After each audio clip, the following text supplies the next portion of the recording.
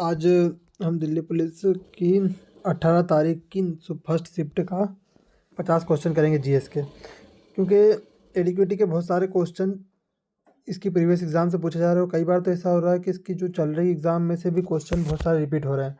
तो हमें इसके सारे एक एक करके जितनी भी एग्ज़ाम हुए, जितनी भी शिफ्ट में सारे सेट्स का हम रोज़ एक एक वीडियो अपलोड करेंगे और इसके साथ एडिशनल इन्फॉर्मेशन भी आपको मिलने वाला है। तो चलिए शुरू करते हैं। जो फर्स्ट क्वेश्चन है वो है 2022 में संगीता वर्मा को भारतीय प्रतिस्पर्धा आयोग का अध्यक्ष बनाकर इनके काम क्या था। इनका काम भैया देखिए 4 ऑप्शन दिए, इसमें से सेकंड ऑप्शन है भारतीय बाजारों में प्रतिस्पर्धा को बढ़ावा देना और बनाए रखना। यूएनडीपी द्वारा अपनी मानव विकास रिपोर्ट में देश की तुलना करने के लिए निम्नलिखित में से कौन सी संकेतक संयोजन का उपयोग किया जाता है। इनमें 3-4 ऑप्शन है, इसमें देखिए यही वाला नोट्स तो ये लग रहा था, जीवन प्रत्याशा, शिक्षा स्तर और प्रति व्यक्ति आय विकास के लिए ये जरूरी है मानव के। भारत का सबसे बड़ा मरुस्थल, ये तो आसान क्वेश्चन था, थार मरुस्थल है जो कि राजस्थान में है और कुछ हिस्सा इसका पाकिस्तान में भी है। मानव विकास सूचकांक क्या स्कोर क्या दर्शाता है? कम जीवन प्रत्याशा दर्शाता है। जितना ज़्यादा स्कोर होगा उतनी ज़्यादा कम जीवन प्रत्याशा होगी। भारत के राष्ट्रपति का चुनाव किस पद्धति से? निर्वाचन मंडल से, इलेक्टोरल कॉलेज से। फुटबॉल में खिलाड़ी क्या नहीं किस अंग से नहीं छू सकता? अपन हाथ से नहीं छू सकते, ये तो सबको पता होगा। उसके बाद स्वयं सहायता समूह के माध्यम से, ये भी आसान है, राष्ट्रीय ग्राम जीविका मिशन, ये जो 2001 में चालू हुआ था।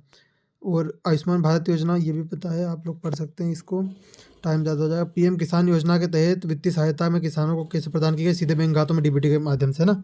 लोकसभा सत्रों की अध्यक्षता कौन करता है? लोकसभा का अध्यक्ष करता है। सरदार सरोवर बांध के निर्माण के समय आदिवासियों के प्रति व्यवहार में विरोध में पद्म विभूषण लौटा दिया था। किसने लौटाया था? बाबा आमटे ने लौटाया था। इनको 1986 में पद्म विभूषण दिया गया था, इन्होंने 1951 में पद्म विभूषण लौटा दिया। और पद्म विभूषण क्यों दिया गया था इनको? इन्होंने कुष्ठ रोगियों की सेवा की थी अपने आश्रम में, आनंद वन आश्रम में, महाराष्ट्र में। भारत के अंतरिक्ष कार्यक्रम की नींव रखी थी विक्रम साराभाई ने। और यूसीसी को लागू, मतलब सभी जितने भी नागरिक है देश में, उनको धर्म के लिए कानून नहीं बनेगा, वो सब मतलब एक जैसा कानून रहेगा, सब एक शादी कर सकते हैं, दोबारा शादी नहीं कर सकते, 3 तलाक वगैरह को हटाने के लिए लाए थे यूसीसी, यूनिफॉर्म सिविल कोड। जितने भी भारत के नागरिक हैं उनको सबके लिए समान कानून लागू होगा ऐसा। जब सरकार की व्यय राशि उसकी आय राशि से अधिक हो तो ये राजकोषीय घाटा है। ये सब पढ़ के जाइएगा। घाटा ये वाला तो मिल गया, बाकी जो बजट घाटा और ये सारी ये पढ़ के जाइएगा। चाणक्य द्वारा रचित, ये तो आसान था, अर्थशास्त्र। बंगाल में पाल वंश की स्थापना गोपाल ने की थी और इसी ने विक्रमशिला विश्वविद्यालय की स्थापना भी की थी। भारत का सबसे लंबी समुद्री तट, ये गुजरात से, जीएटी, गुजरात, आंध्र प्रदेश और तमिलनाडु। अब बदल गई है जो। भारत ने गरीबी उन्मूलन कार्यक्रमों की शुरुआत 5वीं पंचवर्षीय योजना से की थी, नहीं, फर्स्ट 5 ईयर के प्लान में हुई थी। ये मैं भी वहाँ गलत करके आया, 5th 5 ईयर प्लान नहीं आएगा, फर्स्ट 5 ईयर प्लान आएगा। गरीब ग्रामीण भूमिहीन श्रमिक को रोजगार उपलब्ध कराने के लिए 1983 में योजना आई थी, ग्रामीण भूमिहीन रोजगार गारंटी कार्यक्रम। 1991 में जब अपना एलपीजी मॉडल आया था, उसके लिए समिति बनाई थी, नरसिंहमन समिति। जब यहाँ पे भारत में बहुत साल्टेज चल रहा था, पैसों का दिक्कत हो रही थी, वर्ल्ड बैंक लोन नहीं दे रही थी, तो ये लोग लाए थे एलपीजी मॉडल। 1991 की औद्योगिक नीति में एक प्रमुख विशेषता थी ये, अधिकांश क्षेत्रों में लाइसेंस को रद्द कर दिया। लाइसेंस की जरूरत नहीं तो आप कंपनी डालो हमारे यहाँ के। और एलपीजी का ये फुल फॉर्म है लिबरलाइजेशन, प्राइवेटाइजेशन, ग्लोबलाइजेशन, हिंदी में उदारीकरण, निजीकरण, वैश्वीकरण। और किस अवस्था में ज़्यादा घने हो जाते हैं? ठोस में, सीधी सी बात है। ओडिशा में मंदिरों में, ओडिशा से ओडिसी जुड़ा हुआ है। पूर्वोत्तर शैली से कौन सा है? मणिपुर है, मणिपुरी है। पूर्वोत्तर में मणिपुरी राज्य है। कथक तो ऊपर है, उत्तर भारत का पहला एक ही।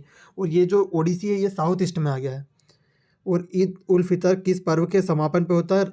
रमजान के समापन पे होता है। 2016 में रियो ओलंपिक में भारत ने कितने पदक जीते थे? 4 पदक जीते थे। और ये कहाँ पे हुए थे? ब्राज़ील में। ओलंपिक में सबसे अधिक स्वर्ण पदक किसने जीते थे? माइकल फिलिपस ने। इन्होंने 28 पदक जीते हैं, 23 गोल्ड है इनके। माइकल फिलिपस ने, इनके 28 पदक है टोटल, इन्होंने 23 गोल्ड जीते, 3 सिल्वर जीते और 2 ब्रॉन्ज जीते अपनी लाइफ में। और ये अमेरिका के हैं। और ये वायु गुणवत्ता सूचकांक गणना में शामिल है। देखो इनमें मैं आपको बता देता हूँ, शीशा शामिल नहीं है, ये मीथेन शामिल नहीं, बाकी क्या क्या है इसमें 10 चीज़ें शामिल है। आप लोग थोड़ा याद रखिएगा, अगर लिख सकते हैं बुक में लिख लीजिए। एक तो शीशा शामिल है, पीबी लेड, अमोनिया शामिल है, NH3, ओजोन शामिल है, O3, कार्बन मोनोऑक्साइड शामिल है, सल्फर डाइऑक्साइड शामिल है, नाइट्रोजन डाइऑक्साइड शामिल है। और ये हो गई। और PM मतलब पर्टिकुलर मैटर है ये, 2.5 माइक्रोन से छोटे से बड़े, और PM10 जो 10 माइक्रोन से बड़े हैं वो सब शामिल है इसमें, जो अपने मतलब सांस के द्वारा अंदर चले जाते हैं। और AQI वैल्यू से इसको मेजर करते हैं। AQI वैल्यू होती है 0 से 50, ये बहुत अच्छी होती है, गुड, जो कि संघाई में ये जो चीन में जो ओलंपिक हुए थे वहाँ पे है। और 51 से 100 तक सेटिस्फैक्ट्री, यहाँ ठीक है चल जाता है। और 101 से 200 तक हल्की गंदी होती है, 201 से 300 तक ज़्यादा गंदी, और 301 से 400 तक बहुत गंदी, और 401 से 500 तक गंभीर गंदी, बहुत ज़्यादा। इसके बाद नेक्स्ट क्वेश्चन 31 वाला, कौन सा महाद्वीप 2025 में ब्रिक्स के नए सदस्यों के रूप में शामिल होने वाला पहला देश बना? ये south Africa, south Asia, south America नहीं, साउथ एशिया आएगा इसका ऑप्शन। ये थोड़ा अजीब क्वेश्चन है, इसको थोड़ा पढ़ लेना बस। भारतीय न्याय संहिता के तहत किस अपराध को के लिए उकसाने के लिए उत्तरदायी ठहराया जा सकता है? जैसे कोई भी व्यक्ति आपको अपराध में सहायता करेगा ना, उसको आपको ये माना जाएगा कि इसने ये अपराध करने में इसको मतलब उकसाया होगा। तो प्रधानमंत्री जनधन योजना का मुख्य उद्देश्य वित्तीय समावेशन। जनधन योजना खाते खोले गए थे वो किसके लिए गए थे? पैसों के लिए खोले गए थे। आपातकाल के दौरान मौलिक अधिकारों का निलंबन का कहाँ से लिया गया? जर्मनी से लिया गया। जर्मनी का कौन सा संविधान का नाम क्या है? वाइमर संविधान। यह अनुच्छेदों में जो अनुच्छेद जो राज्यों के संवैधानिक तंत्र भी लाता है 356, संवैधानिक तंत्र लागू करता है, ये 356 है। निम्नलिखित में कौन सा भारतीय संघवाद की विशेषता नहीं है? दोहरी नागरिकता नहीं है। निम्नलिखित में से कौन सी राष्ट्रपति की विवेकाधिकार शक्ति नहीं है? ये संसद को संदेश भेजना ये विवेकाधिकार शक्ति नहीं, ये ऐसे ही काम है बस राष्ट्रपति का। निम्नलिखित में से किस संविधान संशोधन के माध्यम से 21 वर्ष से घटाकर 18 वर्ष कर दी गई? 61वां संविधान संशोधन, जो कि 1988 में आया था, 1990 में लागू हुआ था। भारतीय मूल के किस पुलित्जर विजेता का संबंध द लॉ ऑफ मेडिसिन पुस्तक से है? इन्होंने कैंसर के ऊपर बुक लिखी है, डॉक्टर है ये पेशे से, इन सिद्धार्थ मुखर्जी नाम है इनका, और इनको 2011 में पुलित्जर पुरस्कार मिला था, 2011 का पूछा गया दोस्तों, और ये ज़्यादा मिले नहीं इसलिए। 1990 में कुसुमा बाले उपन्यास के लिए साहित्य अकादमी पुरस्कार कन्नड़ भाषा में किसने जीता? देवनूर महादेव ने लिखी है ये पुस्तक, कुसुमा बाले, कन्नड़ भाषा की है। लोरेंज वक्र द्वारा मापा जाता है, आई की असमानता मापी जाती है लोरेंज वक्र द्वारा, ये इकोनॉमिक का क्वेश्चन है।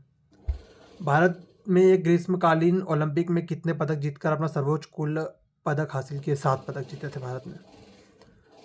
प्रथम एशियाई खेलों की पदक तालिका में भारत की रैंकिंग क्या थी? सेकंड रैंकिंग थी। ये कब हुए थे? 1951 में हुए थे।